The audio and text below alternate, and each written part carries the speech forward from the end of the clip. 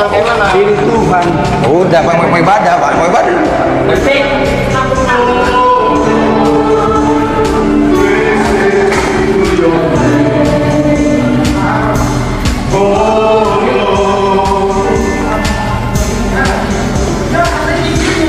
Seperti biasa, berakhir dengan damai di atas meterai, di mana pelaku pembubaran yang notabene adalah ketua RT setempat dianggap tidak bersalah karena menurutnya dia hanya membubarkan ibadah di tempat ibadah yang tidak berizin. Kalau dibilang bahwa persekusi tempat ibadah malah tumbuh di era Jokowi, maaf, untuk itu saya harus membantah. Di era SBY, persekusi orang yang beribadah itu malah lebih gila lagi. Bukan hanya membubarkan atau mengusir orang yang sedang beribadah, bahkan sampai membunuh jamaah yang sedang beribadah. Ini terjadi di Cekesik, Banten tahun 2013 ketika beberapa orang yang beraliran Ahmadiyah sedang beribadah, tiba-tiba mereka diserbu dan dihabisi di tempat. Tayangan penghabisan orang Ahmadiyah itu disebarkan di media sosial. Indonesia sejak dulu kala tetap dipuja-puja bangsa. Tayangan penghabisan orang Ahmadiyah itu disebarkan di media sosial, dan di sana tampak ada beberapa polisi yang berjaga dan mereka tidak berdaya menghadapi serbuan ratusan massa yang diprovokasi dalam keadaan marah. Di era Jokowi ini terlihat lebih ramai karena memang ini eranya media sosial.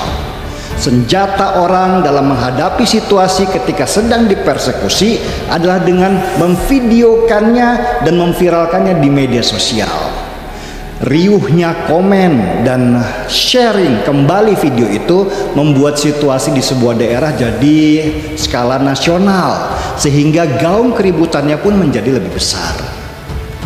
Gak mudah menyelesaikan masalah intoleransi di negeri ini, meski Jokowi itu seorang presiden yang punya kekuasaan penuh.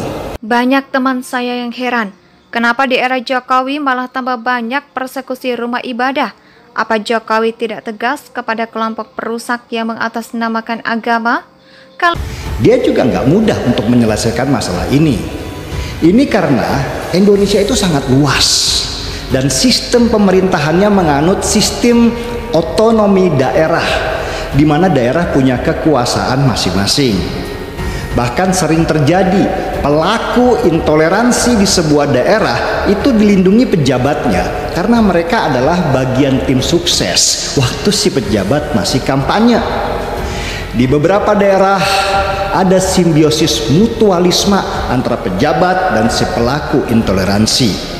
Kenapa di era pemerintahan Jokowi ini malah tambah banyak persekusi rumah ibadah? Apa Jokowi itu tidak tegas kepada kelompok perusak yang mengatasnamakan agama? Pertanyaan-pertanyaan seperti ini bertambah banyak setiap ada berita terjadinya persekusi orang yang sedang beribadah. Yang terbaru kemarin di Lampung ketika terjadi pembubaran orang-orang Kristen yang sedang beribadah. Dan video pembubaran itu viral kemana-mana dan seperti biasa berakhir dengan damai di atas meterai, di mana pelaku pembubaran yang notabene adalah ketua RT setempat dianggap tidak bersalah karena menurutnya dia hanya membubarkan ibadah di tempat ibadah yang tidak berizin. Kalau dibilang bahwa persekusi tempat ibadah malah tumbuh di era Jokowi, maaf, untuk itu saya harus membantah. Di era SBY, persekusi orang yang beribadah itu malah lebih gila lagi. Bukan hanya membubarkan atau mengusir orang yang sedang beribadah, bahkan sampai membunuh jamaah yang sedang beribadah. Ini terjadi di Cekesik, Banten tahun 2013 ketika beberapa orang yang beraliran Ahmadiyah sedang beribadah, tiba-tiba mereka diserbu dan dihabisi di tempat. PR negeri ini terhadap intoleransi adalah PR panjang yang mungkin saja nggak akan pernah selesai. Tapi sebenarnya intoleransi beginian tidak hanya terjadi di Indonesia saja. Kalau dibilang bahwa persekusi tempat ibadah malah tumbuh di era Jokowi, maaf, saya membantah. Di era SBY, persekusi orang yang beribadah malah lebih gila lagi. Bukan hanya membubarkan atau mengusir orang yang sedang beribadah, bahkan sampai membunuh jamaah yang sedang beribadah. Ini terjadi di Cikosik, Banten, ketika beberapa orang yang beraliran Ahmadiyah sedang beribadah tiba-tiba diserbu dan dihabisi di tempat. Bahkan juga di Amerika yang punya akar sejarah kelam terhadap perbudakan kulit hitam, di mana sampai sekarang masih ada rasisme yang kuat di sana. Mau dikasih undang-undang apapun, rasisme tetap ada karena itu akar kesombongan yang dipelihara oleh ketidakmampuan bersaing secara ekonomi dan eksistensi di dunia nyata. Karena nggak diakui oleh orang banyak, maka orang yang merasa kalah akan mencari identitas dirinya lewat kelompok besar berdasarkan suku, ras, ataupun agama, di mana di sana mereka menjadi mayoritas dan berkuasa. Jadi mau nggak mau, kita harus hidup dengan situasi intoleran ini, seperti warga kulit putih dan kulit hitam di Amerika yang berdiri berdampingan, tapi satu waktu mereka juga akan bergesekan. Akan ada peristiwa-peristiwa di mana kasus intoleran akan hidup lagi di Indonesia. Tayangan penghabisan orang Ahmadiyah itu disebarkan di media sosial dan tampak ada beberapa polisi yang berjaga di sana dan mereka tidak berdaya menghadapi serbuan ratusan massa yang diprovokasi dalam keadaan marah. Dan percayalah, aparat juga pusing menghadapi situasi ini. Didamaikan, mereka dibilang nggak tegas. Bertindak keras, nanti ada dendam di salah satu pihak. Beda dengan Singapura misalnya, di mana sistem pemerintahannya terpimpin, bukan demokrasi. Di Singapura, negara kecil yang jumlah penduduknya hanya 5 juta jiwa itu, ketika pemimpin mereka bilang A, maka nggak ada warga yang bisa membantahnya, atau mereka harus berhadapan dengan alat hukum negara. Di Indonesia nggak bisa begitu.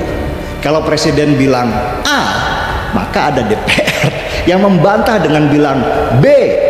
Ada lagi pejabat daerah yang bilang C. Terus ada medsos lah yang ribut dengan D, E, F sampai Z. Di sini kita semua bisa bersuara. Itulah kenapa mengambil kebijakan seperti mencabut SKB Menteri tentang pembangunan rumah ibadah itu nggak mudah. Bisa saja terjadi gejolak di beberapa daerah yang sangat religius dan intoleransinya kerasa. Apalagi intoleransi di era Jokowi ini adalah warisan masa lalu.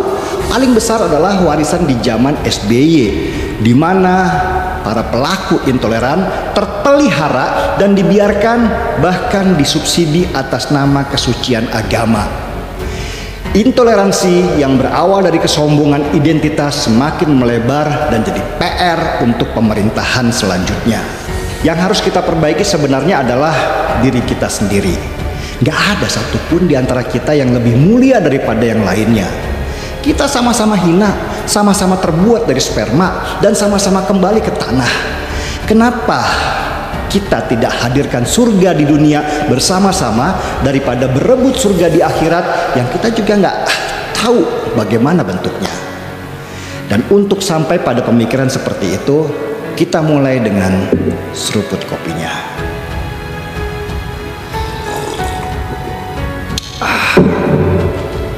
Gaspol. Mengenai kebebasan beribadah dan kebebasan beragama. Ini hati-hati, ini yang beragama Kristen, Katolik, Hindu, Konghucu, hati-hati. Ini memiliki hak yang sama dalam beribadah, memiliki hak yang sama dalam kebebasan beragama dan beribadah. Beragama dan beribadah itu dijamin oleh konstitusi kita, dijamin oleh Undang-Undang Dasar 1945, dan sampai yang namanya konstitusi itu kalah oleh kesepakatan.